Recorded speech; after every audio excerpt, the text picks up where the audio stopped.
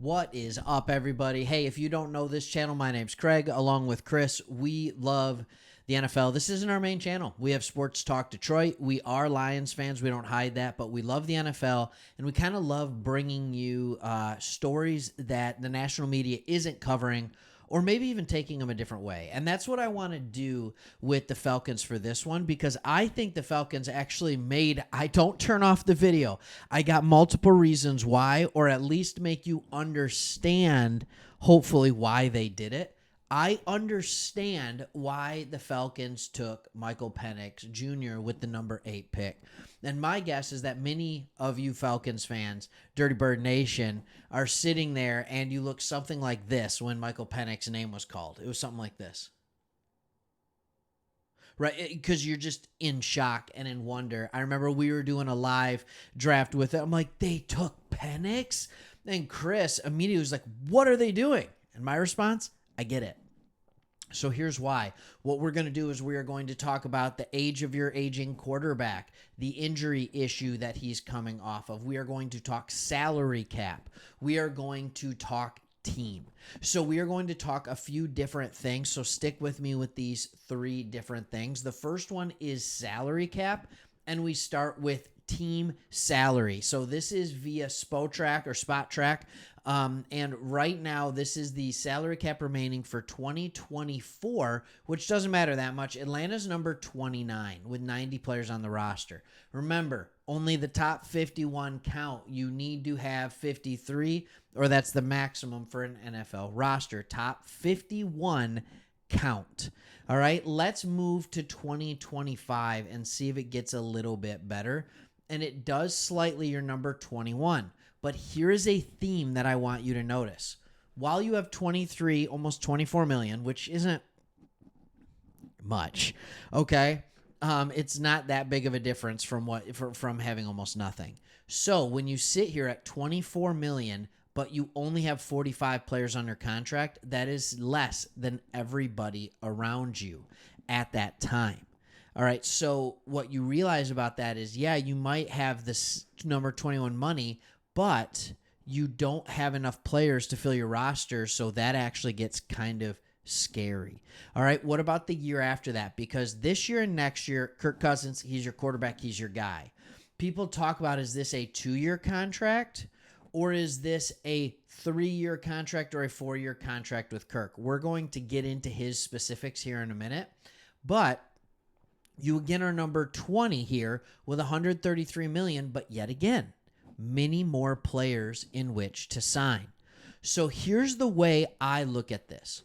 When you look at Kirk's contract, and I love Kirk Cousins, right? I'm from Michigan. Kirk Cousins is from Michigan. All right, he's from Holland. I live literally 30 minutes north of that, 20 minutes.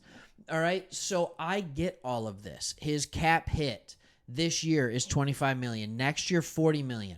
Your out after that is 25 million. So you could have 25 million in dead cap and still save $27 million after that second year. Spotrac or Spot Track is saying the potential out is right here after 3 years, because you only have to pay $12.5 million and you save $45 million, but you could save $37 million here ish, okay? And sorry, 27 million, and that's fine. All right, maybe it's actually 32. My math is terrible. Now I'm rambling. All right, but you get to save millions of dollars here. What if you could increase that number in 2 years? After 2 years of Kirk Cousins, he will be going into his age 38 season. Not a guy who's ever been known as a gunslinger. The arm can go at any point in that time. You even think about guys like Drew Brees, who's like, I would have played another 2 or 3 years if my arm wasn't about to fall off, right? Like, you don't know when it's going to go. So you need to have another player up and ready, but also just the flat out cash aspect of it is a big, big difference. So that's my first point that I'm making here is, if you are going to let Kirk Cousins go after 2 years, you can save tens of millions. And what if Penix is going to be there and ready after 2 years of sitting and watching him? After 3 years, for sure. Penix is still going to be on his rookie contract, which is going to cost $6 or $7 million. All right, you're going to be paying that no matter what. I think that is very interesting. You would be going from a quarterback contract, all right, that is very high, all right, very high in average per year. All right, Kirky, my boy Cousins is sitting here at player 1, 2, 3, 4, 5, 6, 7, 8, 9 at $45 million annually. Meanwhile, Penix is sitting down here barely making starter money because he's one of the rookies in this class. All right, here's the next reason. All right, here's the next reason. The next reason is your overall roster. Do you believe that this is a Super Bowl contending roster? This isn't an overly old roster. This is not an overly young roster. It's neither. You have a solid offensive line. You have decent weapons on the outside, all right, with London coming into his own, hopefully. Pitts, finally healthy. Richardson. Everything is there for Cousins to win in the next 2 years, don't get me wrong. But do you feel like this is a team that's ready to win the Super Bowl this year, next year? And the reason I put next year in with this year is because of the salary cap thing that we just talked about. So I have to add that to it. I do. I have no choice. So if you don't think the Super Bowl window's open now, you need to keep that Super Bowl window open for as long as you can. Having a good rookie quarterback does that. If you need to continue to have good quarterback play, that's the way to do it. All right? And here's my next reason.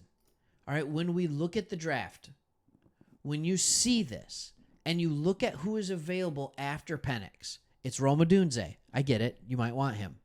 Right? It's J.J. McCarthy, Olu Fashanu. Not a huge Fashanu fan over here, by the way. All right? I don't mean like him as a person. I mean him as the game. All right, he could be good. Bo Nix, Brock Bowers, Fuyaga, Latu, Byron Murphy. I have a question. Dallas Turner, Erasmus Mims, Jared Verse, Troy Fontenot. Are any of these guys going to take you from not ready for a Super Bowl to ready for a Super Bowl? Maybe Odunze. Maybe.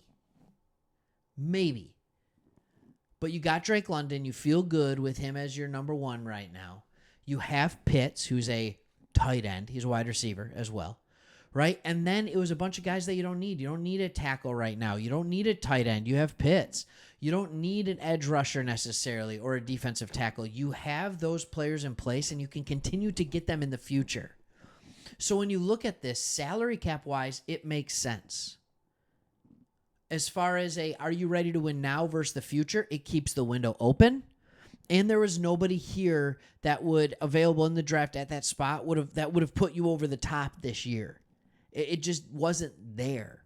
So when you look at all those combined with my fourth point, freebie, right? With the fourth point, it would be we have seen quarterbacks that sit for a year to 2 years, especially under good quarterbacks, have a much, much, much better rate of success becoming an NFL caliber quarterback. We've seen the Green Bay Packers do it not once, not twice, but 3 times. We've seen it with Patrick Mahomes. We've seen that happen. Even Cousins sat when RG3 was playing in the beginning of his career. There are a lot of players that sat and then were immediately good contributors because they were able to sit and because they were able to gain that experience. So if you think that Penix Jr. has the magic in his arm to become a good quarterback, this is the way to guarantee it the most. Now, did it have to be Penix? No. That's the only argument that you're gonna hear from me could it have been McCarthy? Could it have been Nix? Like, maybe.